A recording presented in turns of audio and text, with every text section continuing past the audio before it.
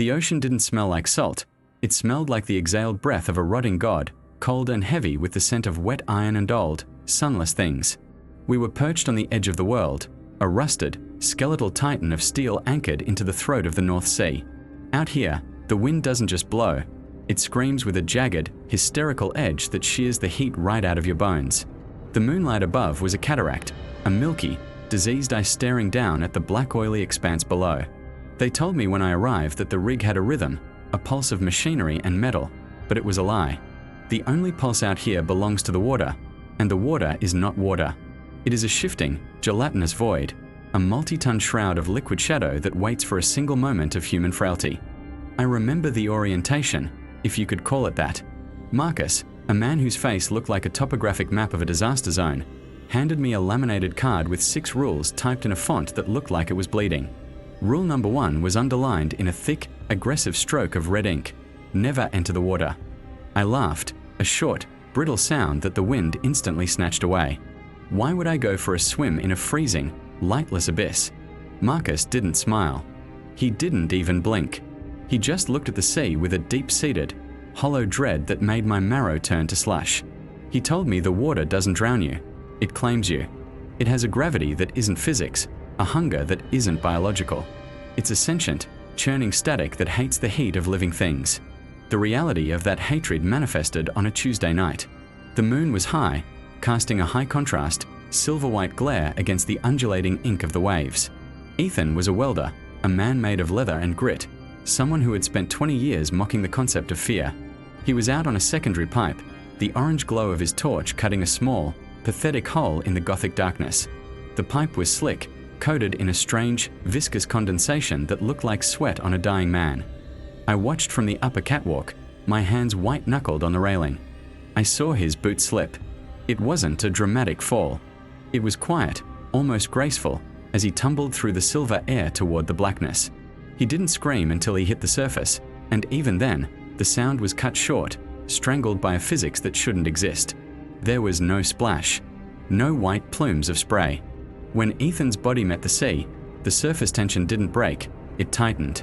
It looked like a sheet of black latex being pulled taut by invisible hands. The water wrapped around his legs and waist in a single, fluid motion, a violent contraction of the abyss. It looked like the sea was trying to heal a wound, and Ethan was the splinter. He reached out, his fingers clawing at the air, his eyes wide and reflecting the sickly moonlight like shattered glass. Someone threw a life ring. It landed inches from his frantic hands, but as his fingertips grazed the orange plastic, the water beneath him erupted. Not with a wave, but with a surge of raw, unseen force. The surface didn't just pull him down, it dragged him into the depths with a velocity that snapped his spine audibly over the roar of the wind. In the fraction of a second before he vanished, I saw the water mold itself around his face, a transparent, suffocating mask that seemed to vibrate with a low, subsonic hum. Then, a massive strike hit the life ring from below. It wasn't a shark or a whale. It was a blunt, tectonic impact that shattered the heavy plastic into a dozen jagged shards. A bloom of dark, arterial red rose to the surface, swirling into the oily blackness like ink in a well. It didn't dissipate. It hovered there, a concentrated stain of failure, before the water simply folded over it, erasing the evidence of Ethan's existence. The sea returned to its rhythmic, predatory heave, looking once more like a calm, silent graveyard. I stood there, the taste of copper in my mouth, listening to the static of the waves. I realized then that the rig wasn't just a place of work. It was a cage, and we were the bait, suspended over a mouth that never closed. The water wasn't a liquid, it was a throat, and it was still hungry. The flickering fluorescent lights of the mess hall were a dying, rhythmic pulse, humming with a sick vibration that rattled the base of my skull. They cast a jaundiced, sickly yellow glow over our grease-stained faces, turning us into a gallery of jaundice and shadows. Everything on this rig felt like it was coated in a thin, translucent film of salt and ancient filth, a layer of atmospheric rot that seeped from the very air. We sat huddled around the bolted-down metal tables, our shadows dancing against the corrugated walls like twitching, malformed ghosts. The mess hall didn't feel like a sanctuary. It felt like the belly of a leviathan, and we were the half-digested bits of gristle waiting for the end. The air tasted of copper and wet iron, thick and heavy, as if the immense pressure of the miles of black water beneath us was starting to bleed through the steel floor. Every creak of the rig's massive structure felt like the groan of a dying beast, a mechanical wail lost in the static of the waves outside. We ate in a suffocating silence, the only sound the rhythmic, jagged scraping of plastic forks against metal trays. It was a grating noise that set my teeth on edge, a sound that felt like it was stripping the enamel from my teeth. Then, Liam spoke. Liam was a man who looked like he had been carved out of granite and brine. He'd spent 20 years on the North Sea, his skin mapped with the deep, jagged lines of a life lived in the biting cold. He was a veteran of the abyss, a man who had seen things that would turn a younger man's hair to ash. But that night, his eyes were different. They weren't focused on the room. They were staring through the bulkhead, through the miles of crushing black water, into a void we couldn't comprehend. He dropped his fork. The sound echoed like a gunshot in a tomb. "I hate it," he whispered. The voice didn't sound like his. It was hollow, a dry rattle coming from somewhere deep and dark. He looked up, his face contorting into a mask of pure, unadulterated loathing. "I hate every drop of that black, suffocating filth. It's not water. It's a grave that hasn't been dug yet. God damn it. God damn the sea and everything that breathes in its rot." The silence that followed wasn't just an absence of noise. It was a physical thing. It was a sudden, violent vacuum that sucked the heat out of the room. The flickering lights overhead stuttered and died for a terrifying heartbeat, plunging us into a total, absolute void before snapping back with a high-pitched, agonized whine. No one breathed. We all felt it, that sudden, shifting weight in the atmosphere, as if the ocean had leaned its massive, invisible ear against the side of the rig to hear us better. The paranoia was instant, a cold, oily slick that coated my heart. Marcus, the supervisor, went pale. Not the pale of fear, but the grey, ashen colour of a man who had seen his own death warrant being signed in ink made of shadows. He reached across the table, his hand trembling so violently he had to grip the edge of the metal to keep it from shaking off. "Shut your mouth, Liam," he hissed, his voice a jagged sliver of glass. "Don't you ever say that. Not here. Not while you're standing on its back. It hears you. It's always listening, waiting for an invitation to take what it's owed. The sea doesn't forget a slight, and it never forgives a curse." Liam just laughed, a dry, rattling sound like dead leaves skittering across a tombstone. But the laughter didn't reach his eyes. His eyes were empty, two black pits reflecting the dying yellow light. He didn't care anymore. He had let the hate in, and the hate had left a door open.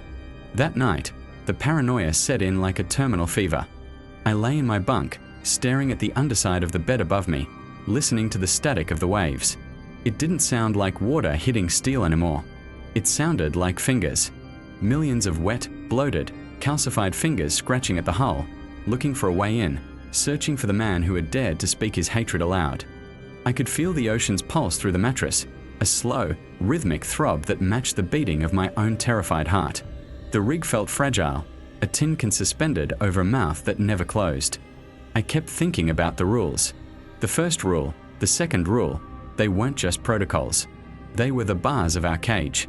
We weren't workers. We were tenants in a space that despised our existence. The sea wasn't a liquid.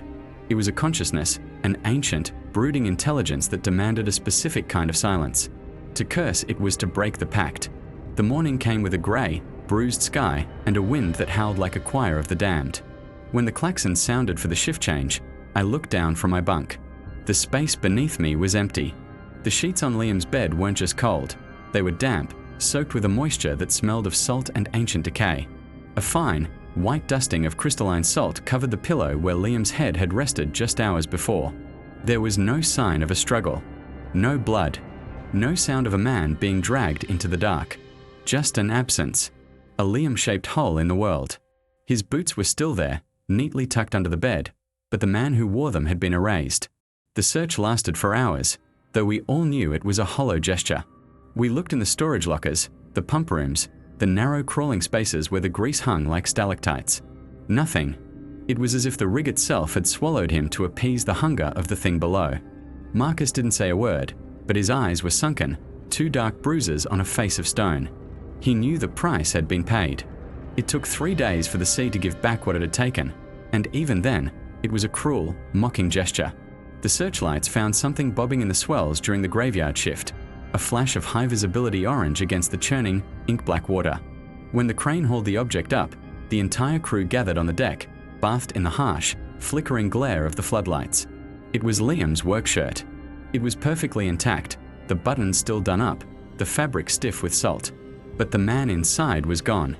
Mostly. All that remained were the jagged, splintered fragments of bone caught in the collar and a few strands of hair matted with a thick, black ichor that smelled of the deep, pressurized dark.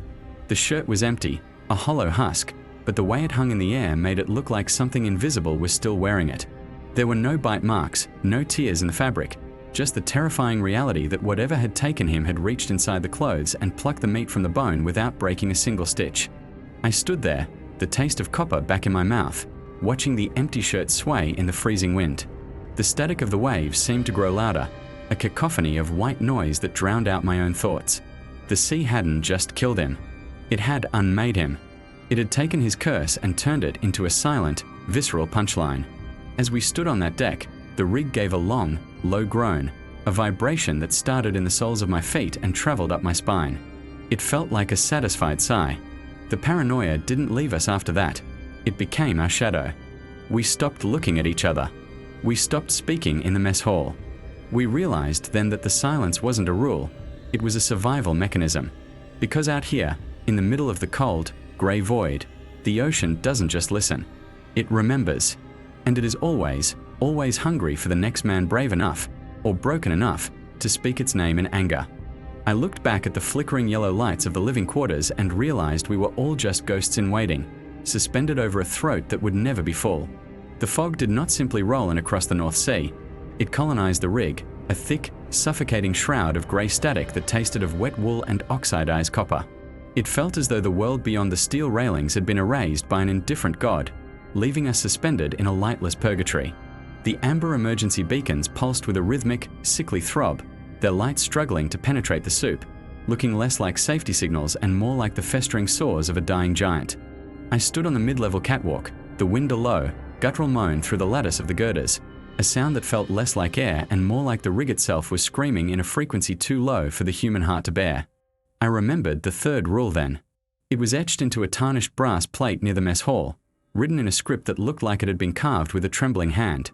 If you see the lady, do not look at her eyes, find the brass, and find it fast. At the time, I had laughed, a brittle sound that died quickly in the salt-heavy air. Now, standing in the heart of the void, the laughter felt like a distant, rotting memory. The rig groaned, a sound of stressed metal and shifting weight, and that was when I saw her. She was standing on a lower beam, a narrow strip of rusted iron that should have been slick with the freezing spray of the abyss. She was perhaps 50 feet below me, framed by the swirling vortex of the fog. She wore a dress of white silk, or perhaps it was something more ancient, something woven from the froth of the waves. It defied the violent updrafts, hanging heavy and still as if gravity and wind had no dominion over her. Her hair was a dark, tangled mass that didn't stir, not even when the gale threatened to knock me off my feet. She was looking out toward the horizon, or where the horizon used to be before the world dissolved. I felt a sudden, sharp prickling at the base of my skull, a sensation like 1,000 tiny needles made of ice. The industrial roar of the rig, the thrumming of the massive diesel generators, the hiss of the pneumatic lines, the rhythmic clanking of the drill string, it all began to fade. It didn't get quieter, it simply ceased to exist. It was replaced by a heavy, pressurized silence, the kind of silence you find in a tomb that hasn't been opened for a millennium. My own heartbeat became a wet, thudding hammer against my ribs, the only sound left in a universe of grey. I should have turned away. I should have sprinted for the nearest bulkhead and slammed the hatch until my knuckles bled. But the terror was different now. It wasn't the jagged, frantic fear I'd felt when Ethan went over the side. This was something crystalline and cold. It was ethereal. I felt myself leaning over the rail, my hands gripping the cold, salt-encrusted metal until the rust bit into my palms. I needed to see her face. It felt like a physical hunger, a starvation of the soul that only she could satisfy. The woman turned. Her movements were fluid, lacking the jerky mechanics of a living thing. Her face was a pale, perfect oval, her skin the color of bleached bone. But it was her eyes that caught me.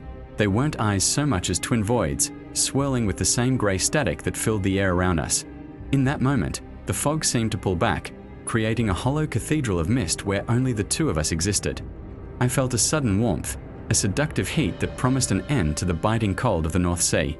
The drop beneath me, the hundreds of feet of empty air ending in a crushing, lightless ocean, no longer seemed like a death. It looked like an invitation. It looked like a bed. I swung one leg over the railing.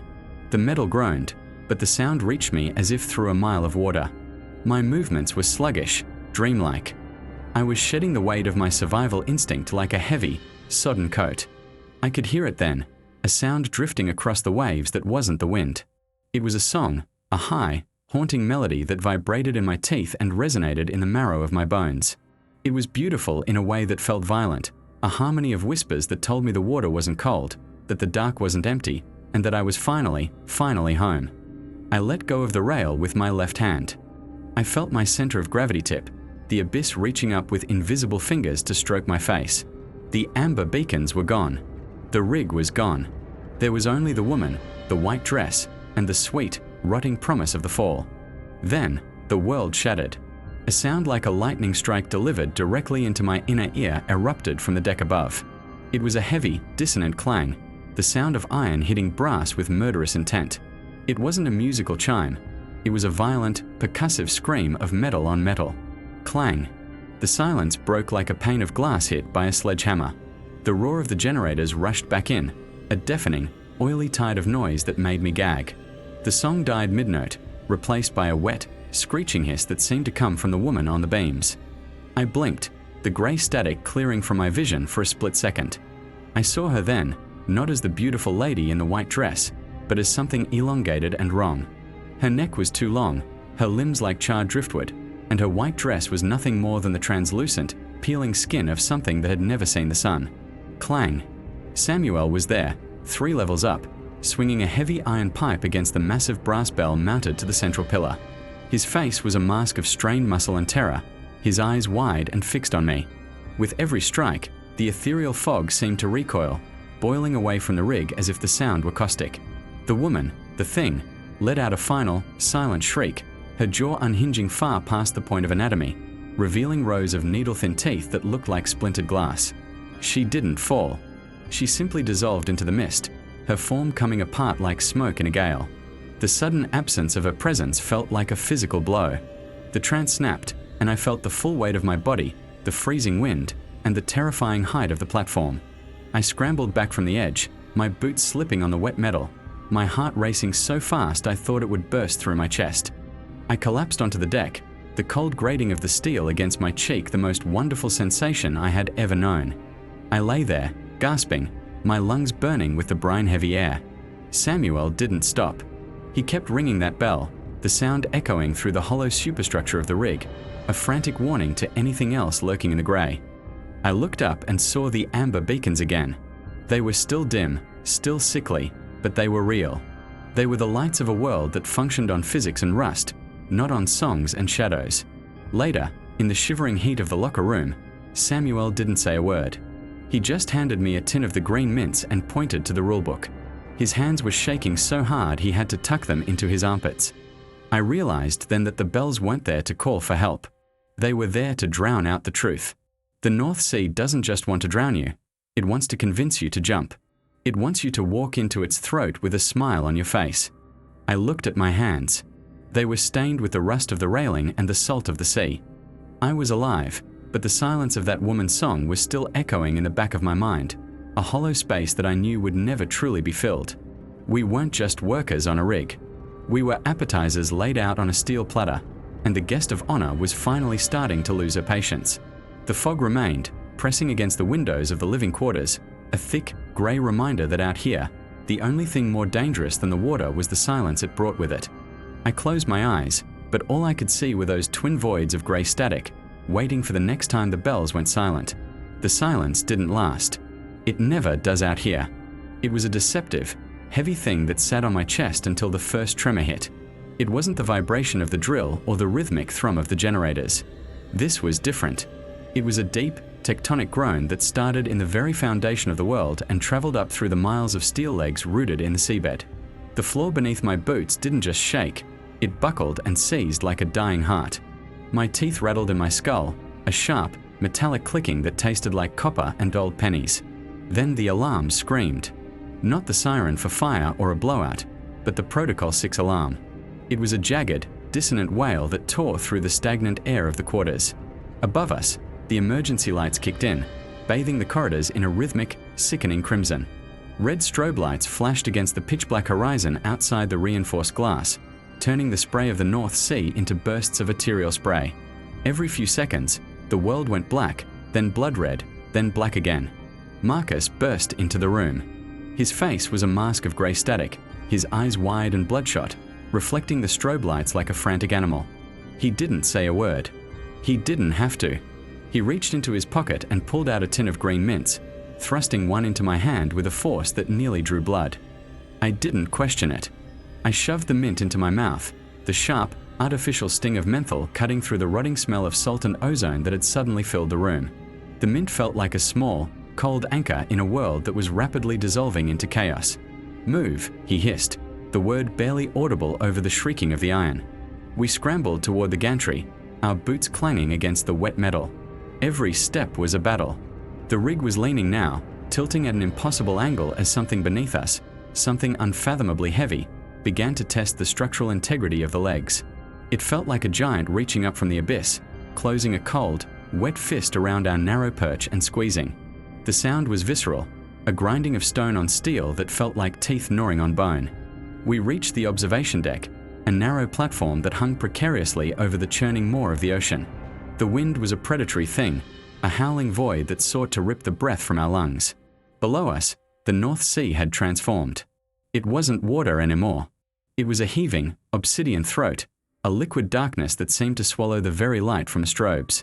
Huge, bioluminescent ripples pulsed deep beneath the surface, ancient and sickly, casting a pale, underwater glow that only made the darkness feel more absolute. Marcus grabbed a megaphone from the emergency locker. It was heavy, a dull, industrial yellow that looked pathetic against the vastness of the storm. He fumbled with his radio, his fingers trembling as he dialed a frequency that shouldn't have existed. The static that came back wasn't electronic. It was a choir of whispers, thousands of voices drowned out by the weight of the deep. "HQ, this is Marcus," he screamed into the receiver. "We have a level 6 contact. The legs are failing. Requesting the sequence." The reply didn't come through the speaker. It felt like it was carved directly into the back of my brain, a sequence of numbers delivered in a voice that sounded like grinding tectonic plates. 6, 6, 7, 5, 9, 4, 0. Marcus turned to me, his eyes wild, and shoved the megaphone into my chest. I almost dropped it as the rig gave another violent lurch, a sound like 1,000 freight trains colliding echoing up from the depths. The railing groaned, the metal twisting like wet cardboard. I looked down into the water and for a second, the red strobe light caught a shape. It was a shadow, a curve of something so massive it defied the geometry of the living world.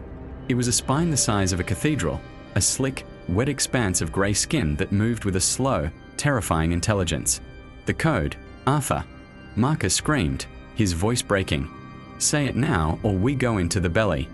I gripped the megaphone, the cold plastic biting into my palms. I leaned out over the abyss, my stomach dropping as the rig shuddered again, the vibrations now so intense I could feel my internal organs shifting. The smell of the water was unbearable now, a stench of ancient rot, of things that had been dead since the first dawn, preserved in the freezing pressure of the lightless depths.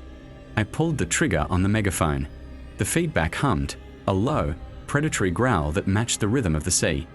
I took a breath, the menthol in my mouth turning the air into ice. 6. I shouted, my voice amplified into a metallic roar that was immediately snatched by the wind. The water below seemed to hesitate. The massive shadow stilled. 6, 7, 5. With every digit, the pressure in the air seemed to thicken. It felt like the atmosphere was being compressed, the oxygen replaced by a heavy, invisible fluid. My vision blurred, the red strobes turning into long, bleeding streaks of light. The rig was no longer shaking. It was vibrating at a frequency that made the very air feel like it was made of jagged glass. 9, 4. I could see it now. A massive, lidless eye, leagues below the surface, reflecting the red light of the rig. It wasn't an animal's eye. It was a void within a void, a window into a place where the sun had never reached and never would. It was watching us, weighing the worth of our souls against the hunger of the deep. 0. I screamed the final digit, pouring every ounce of my terror and my desperate will to live into the word. The effect was instantaneous. The shaking stopped so abruptly it nearly threw us off our feet. The grinding of the metal silenced. The deep, bioluminescent glow vanished, snuffed out like a candle in a gale. The ocean, which a second ago had been a mountain of white foam and black fury, collapsed into a flat, unnatural calm. It was a sheet of black glass, so still it looked like a frozen lake of oil. The red strobe lights continued to flash, but the urgency was gone. They were just lights now, mindless and mechanical. The silence that followed was worse than the noise. It was a heavy, suffocating blanket of static that pressed against my eardrums. I looked at Marcus. He was slumped against the railing, his breath coming in ragged, wet gasps. He reached out and took the megaphone from my shaking hands, his fingers cold as ice. "It's gone," I whispered, though I didn't believe it. "It's not gone," Marcus replied, his voice a hollow husk of its former self. "It just acknowledged the command. We've bought another month of life, Arthur. That's all the code is. A bribe. A reminder to the thing in the dark that we still know its name." I looked back out at the horizon. The blackness was absolute, a void that felt like it was reaching out to reclaim the light. The North Sea wasn't just water. It was a tomb, and we were just the ants crawling on the lid, shouting numbers at a god that was tired of listening. I reached into my pocket, my fingers finding the small, hard shape of the mint tin. My hand was still shaking, and as the red light flared again, I saw the blood on my knuckles where I'd gripped the megaphone. The rig felt smaller now. Fragile. A tiny spark of arrogance in a world that belonged to the shadows. I closed my eyes, but the image of that lidless eye was burned into my retinas, a glowing, red orb in a sea of static. I knew then that the code wouldn't work forever. One day, the numbers would run out. One day, the thing below wouldn't care about the bargain. Until then, we would wait in the red dark, listening to the silence, and praying the bells wouldn't ring. The air didn't just burn, it curdled. It was a thick, oily heat that tasted of pressurized rot and ancient, subterranean anger. The blowout at Sector 4 wasn't an accident. It felt like an eviction. A roar of pressurized gas had ignited into a pillar of violent, jagged orange that clawed at the navy sky, turning the North Sea into a mirror of liquid obsidian. I stood on the catwalk, my face blistering, watching the world dissolve into a strobe light of hellfire and shadow. The siren was no longer a sound. It was a physical vibration, a static scream that rattled my teeth until I thought they would shatter in my gums. The fire had cornered them on the edge of the auxiliary platform, 3 silhouettes etched against the inferno. Miller, Graves, and Elias. I could see the panic in their movements, the way they danced on the melting steel, caught between a death that burned and a death that drowned. The light was a sickening, pulsating amber, casting long, distorted shadows that seemed to detach from their bodies and reach toward the water. It was a gothic nightmare, a canvas of fire and salt where the only logic was survival, and the only god was the void beneath our boots. Miller went first. He didn't have time to think, let alone grab a kit. He had been working the lines when the pressure blew, and his standard issue gear was a molten puddle 20 feet behind him. He looked back at the wall of flame, his eyes reflecting the orange rod of the fire, and he made the only choice he had. He jumped. I watched him fall, a small, flailing shape against the vast, indifferent navy of the sea. There was no splash. The water didn't part for him. It felt as if the ocean simply reached up to catch him. The moment his skin touched the surface, the sea didn't spray, it rippled like a mussel. A pale, translucent shape, something that looked like a hand but possessed too many knuckles, erupted from the froth. It wasn't a shark. It wasn't anything with a name. It was a wet, glistening hunger. Miller didn't even have time to scream. The entity folded around him like a shroud made of liquid glass. 1 second he was there, treading water in a frantic, primal rhythm, and the next, he was gone. No bubbles, no struggle, just a sudden, violent vacuum that sucked him into the dark heart of the abyss. The water where he had been remained unnaturally still, a patch of dead, flat glass amidst the churning waves. Then came Graves. He was a veteran, a man who trusted in his own strength and the gear he'd brought from the mainland. He wore a heavy, standard-issue life jacket, the kind they use on every commercial vessel from here to the Gulf. He looked at the spot where Miller had vanished, his face a mask of jagged terror, but the heat was melting the soles of his boots. He stepped off the ledge with a roar of defiance, hitting the water with a heavy thud. For a heartbeat, I thought he might make it. He bobbed to the surface, the bright orange of his vest clashing with the deep, bruising blue of the water. But then, the sea began to change. Around Graves, the water didn't flow, it tightened. It looked like the surface was turning into a sheet of industrial plastic, constricting around his waist and chest. I watched, paralyzed, as the ocean itself seemed to exert a focused, crushing pressure. Graves's eyes bulged. He tried to swim, but his arms were pinned to his sides by the very medium that was supposed to keep him afloat. The water didn't splash him. It flowed over him in a smooth, oily sheet, climbing up his neck, over his chin, and finally sealing over his nose. He wasn't sinking, he was being pulled. It was a slow, rhythmic descent, like a piston moving in a well-oiled machine. He stared up at the rig, a silent plea frozen on his lips, as the navy void swallowed him whole. The last thing I saw was the orange of his vest flickering beneath the surface like a dying ember before it was extinguished by the weight of the deep. Finally, there was Elias. He was the only one who had reached for the locker near the emergency chute. He was wearing the company-issued armor, the heavy, uniquely stitched vest that felt more like a ritual garment than a piece of safety equipment. The stitching was silver, erratic, forming patterns that made my eyes ache if I looked at them too long. Elias didn't jump. He fell, exhausted and scorched, tumbling into the freezing dark. I leaned over the railing, the heat from the fire above scorching the back of my neck, and watched the water beneath him. A shadow moved. It was massive, a shape that eclipsed the firelight, circling Elias with a predatory grace that defied the laws of biology. It was a dark, undulating void, a hole in the ocean that moved with a terrifying, silent intelligence. It passed directly beneath his dangling boots, so close that the displaced water should have sucked him under. But the shadow didn't strike. It drifted, its edges blurring into the deep navy, as if it were reading the silver thread on Elias's vest. It was a silent negotiation, an ancient contract written in salt and blood. The entity circled once, twice, its presence a cold weight that I could feel even from the platform. Then, with a flick of something large and translucent, it vanished into the depths. Elias floated. He stayed there, a lone survivor in a sea of ghosts, his company-issued armor the only thing keeping the nightmare at bay. The fire continued to howl, a jagged orange scream against the rotting dark of the North Sea. I looked down at Elias, then out at the empty spaces where Miller and Graves had been, and the shock finally set in. It wasn't just that the sea was alive. It was that the company knew. They had known the price of the water, and they had sold us the only thing that could buy our lives back. We weren't workers, we were a tithe. And as the orange firelight reflected in the obsidian waves, I realized that the ocean wasn't just waiting for us to fall. It was waiting for us to run out of things to pay with.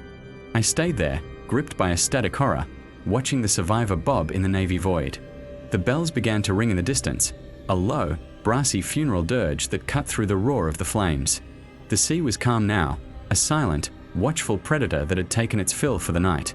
But as I looked down into the water, I saw a single, glowing red orb deep beneath the surface, watching me back. It was a look of patience. It was a look that said the bargain was temporary, and that one day, even the company-issued armor wouldn't be enough to stop the tightening of the abyss. The fire was dying down, leaving behind a charred skeleton of iron and the bitter smell of burnt salt. I turned away from the railing, my skin cold despite the heat, and began the long walk back to the barracks. I didn't look back. I didn't want to see the water. I just wanted to find my green mints, sit in the red dark of my bunk, and pray that the 6-digit code would still mean something when the morning came. Because out here, in the middle of the North Sea, the only thing more terrifying than the monsters in the water was the cost of the protection we were forced to wear. The red light of my bunk didn't offer sanctuary. It only stained the walls like drying hemoglobin, a constant reminder of the blood already paid to the North Sea. I sat there, the copper taste of fear thick on my tongue, rolling a green mint between my calloused fingers. The mints weren't for breath. They were to mask the scent of human adrenaline, a pungent, sour musk that the things below could track through miles of salt and silt. I realized then that I couldn't just sit and wait for the water to claim me in some ritualistic accident. I needed to know why. Why the armor worked. Why the code held back the shaking. Why a corporate entity with billion-dollar margins cared about brass bells and forbidden words. I left my bunk, moving through the companionway like a ghost in a steel tomb. The rig hummed, a low-frequency vibration that felt like teeth grinding against bone. I made my way toward the central spire, past the restricted bulkheads where the air smelled of ozone and rotting kelp. I found the door to the sub-level 4 observation deck, a place not listed on any crew map. The keycard I'd lifted from Marcus's jacket during the bell-ringing frenzy slid into the slot with a wet, mechanical click. The transition was violent. I stepped out of the rusted, salt-crusted reality of the rig and into a space of blinding, clinical whiteness. The lighting was fluorescent and aggressive, a cold, sterile glare that stripped away shadows and left nowhere to hide. It was an office, but it felt like a surgical theater. There were no windows to the sea here, only rows of humming servers and flickering monitors displaying data streams that defied logic. The air was dry, devoid of the ocean's heavy humidity, smelling of bleach and old, static-charged paper. At the center of the room sat a desk of polished obsidian. Behind it, a man I'd never seen before was reviewing parchment that looked like it had been flayed from something living. He didn't look up as I approached. His skin had the grey, translucent quality of a deep-sea scavenger, stretched tight over a skull that seemed slightly too large for his neck. I asked him why. I asked him what we were doing out here. He looked up, and his eyes were like cracked marbles, white cataracts veiling a dark, swirling void within. He didn't speak with a voice. It was more like the sound of grinding stones underwater. He told me the company didn't find the oil. They found the wound. The North Sea wasn't just a body of water. It was a lid, a heavy, saline seal placed over a digestive tract that spanned the length of the continental shelf. The rig, the Hesperus, wasn't a drill. It was an anchor, a weight intended to keep the lid from fluttering. He pulled a file from the obsidian desk. It was thick, bound in a material that felt like oily leather. Inside were photographs that made my stomach turn into a knot of cold lead. They weren't photos of fish or whales. They were images of the entities we had encountered, captured in high-definition clarity. The siren wasn't a woman. She was a bioluminescent protrusion, a lure attached to a mass of pale, pulsating flesh the size of a cathedral. The shadow that circled the man in the company vest was a sensory organ, a questing limb of a god thing that had been slumbering since the stars were young and angry. The rules, he explained, were not safety protocols. They were the terms of a lease. The company had negotiated a stay of execution. We weren't workers. We were placeholders, a tithe of biological activity used to satiate the hunger of the abyss. The green mints contained a chemical compound derived from the ground-up remains of the things that had come before us, a scent that marked us as not food, or at least, food that belonged to someone else. I looked at the armor, the uniquely stitched vests we were forced to wear. Under the clinical white light, I saw the stitching for what it truly was. It wasn't thread. It was hair. Coarse, black hair taken from the heads of those who had vanished, woven into geometric patterns that acted as a visual repellent for the horrors below. The company knew because the company was the architect of this nightmare. They had mapped the psyche of the deep. They knew that the ocean was a conscious, hateful intellect that responded to vibrations, sounds, and the specific frequency of human terror. The 6-digit code wasn't a command to the entity. It was a mathematical constant that resonated with the rig's structural steel, creating a dissonant hum that caused the creature's nervous system to recoil in pain.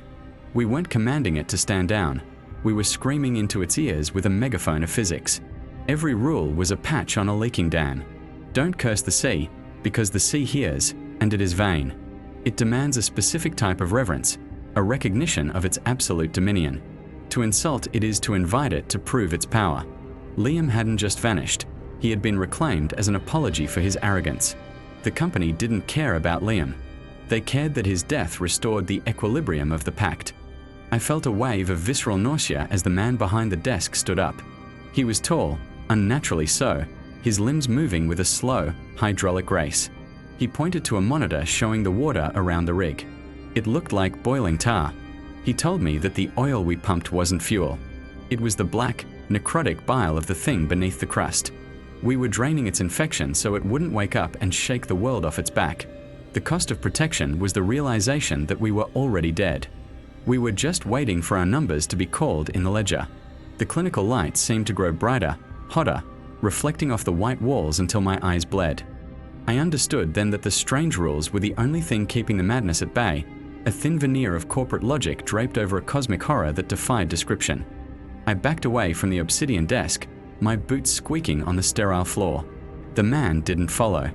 He just returned to his flayed skin parchment, a bureaucrat of the end times. I ran back to the elevator, back to the rusted hallways, back to the red dark of my bunk. The North Sea groaned outside the steel plating, a sound of a billion tons of water wanting to come in. I clutched my green mints and stared at the door. The code 667-5940 burned in my mind like a brand. I knew the truth now. The company didn't protect us from the monsters. They managed the monsters.